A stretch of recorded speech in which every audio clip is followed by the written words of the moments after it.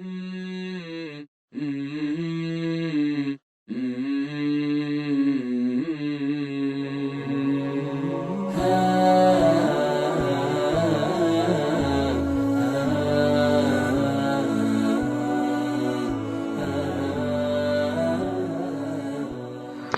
اللہ الرحمن الرحیم۔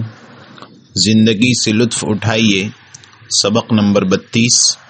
امیر المؤمنین حضرت معاویہ رضی اللہ عنہ کی رسی۔ وہ ہائر سیکنڈری اسکول کے آخری سال کے طلباء کو میتھمیٹکس کا سبق پڑھا رہا تھا۔ وہ چند دنوں سے بعض طلباء کو نوٹ کر رہا تھا کہ ان کا سبق میں دھیان نہیں رہا۔ اس نے ان طلباء کا قبلہ درست کرنے کا فیصلہ کر لیا۔ ایک دن وہ اپنا پیریڈ لینے کلاس میں داخل ہوا اور کرسی پر بیٹھتے ہی کہا، تمام طلباء کتابیں ایک طرف رکھیں اور کاغذ قلم نکال لیں۔ تو طلباء نے پوچھا، کیوں جناب؟ استاذ نے پرجوش انداز میں کہا، ٹیسٹ، ہنگامی ٹیسٹ۔ طلباء پہلے تو ذرا تنگ پڑے، پھر خسر فسر کرتے ہوئے استاذ صاحب کی ہدایت پر عمل کرنے لگے۔ طلباء میں بڑے ڈیل ڈول کا ایک بیوقوف طالب علم بھی تھا جو نہایت بدمزاج، اکھڑ اور غصے والا تھا۔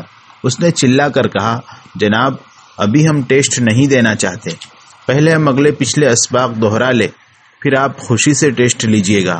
جب ہمیں کچھ یاد نہیں تو ٹیسٹ کس چیز کا دیں گے؟ استاد صاحب اس کی یہ بات سن کر بھڑک گئے۔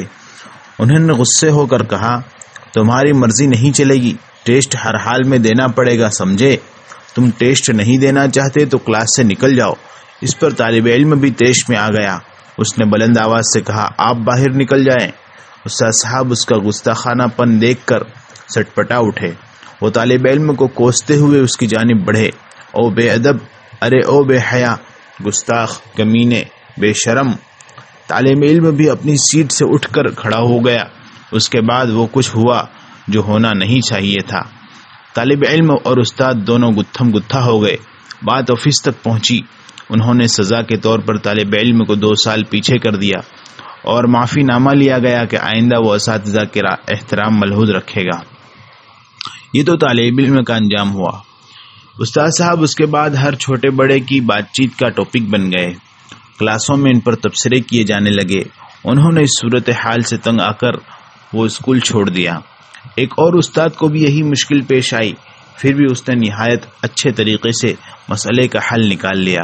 اس نے بھی ایک دن کلاس میں آ کر اچانک حکم دیا، سب طلباء کاغذ قلم نکالیں، ٹیسٹ ہوگا۔ یہاں بھی ایک طالب علم موجود تھا جو ہٹ دھرم اور سخت مزاج تھا۔ اس نے چیخ کر کہا، جناب آپ کی مرضی نہیں چلے گی، ٹیسٹ اپنے وقت پر ڈسپلن کے مطابق ہوگا۔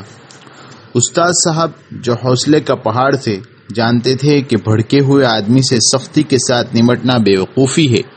وہ مسکرائے اور طالب علم کی طرف دیکھ کر کہا، مطلب یہ کہ آپ ٹیسٹ نہیں دینا چاہتے؟ وہ پھر چلایا نہیں۔ استاد صاحب نہایت اطمینان سے بولے، ٹھیک ہے، جو ٹیسٹ دینا نہیں چاہتا ہم اسے ڈسپلن کے مطابق پیش آئیں گے۔ یوں اب استاد صاحب نے کہا، لکھو۔ استاد صاحب سوال لکھوانے لگے۔ ضدی طالب علم سے نہ رہا گیا، وہ طیش میں آ کر بولا، میں نے آپ سے کہا ہے کہ میں ٹیسٹ نہیں دینا چاہتا۔ استاد صاحب اسے دیکھ کر مسکرائے اور کہا، آپ سے ٹیسٹ لے کون رہا ہے؟ آپ آزاد ہیں، ہم آپ سے امتحان نہیں لیتے۔ اب مزید بھڑکنے کی کوئی وجہ نہیں تھی۔ طالب علم سکون سے بیٹھ گیا۔ پھر اس نے کاغذ قلم نکالا اور اپنے ہم جماعتوں کی طرح وہ بھی سوال لکھنے لگا۔ بعد میں آفس کی طرف سے اس طالب علم کی بدمزاجی پر پکڑ بھی ہوئی۔ یہ فرضی واقعہ میرے ذہن میں آیا تو میں نے سوچا کہ اس جیسی پیچیدہ صورتحال سے نمٹنا ہر ایک کے بس کی بات نہیں۔ میں غصے کی آگ بھڑکانے اور اسے ٹھنڈا کرنے کے مختلف طریقوں پر غور کرنے لگا۔ یہ واقعہ ہے کہ بھڑکے ہوئے آدمی کو آڑے ہاتھوں لینے کا نتیجہ خطرناک ہوتا ہے اور اس سے اختلاف بجائے کم ہونے کے زور پکڑتا ہے۔ آگ کا مقابلہ آگ سے لیا جائے یا آگ کو آگ سے بجھانے کی کوشش کریں تو شرارے بڑھتے اور آگ کی لپٹ میں تیزی ہی آتی ہے، اور ٹھنڈی کے مقابلے میں بھی ٹھنڈی ہو تو الجھنوں میں زیادتی ہو جاتی ہے۔ اس لیے لوگوں سے آپ کا سبھاؤ امیر المؤمنین معاویہ رضی اللہ عنہ کی رسی کے مانند ہونا چاہیے۔ بقیہ اب اگلے سبق میں ملاحظہ فرمائیں۔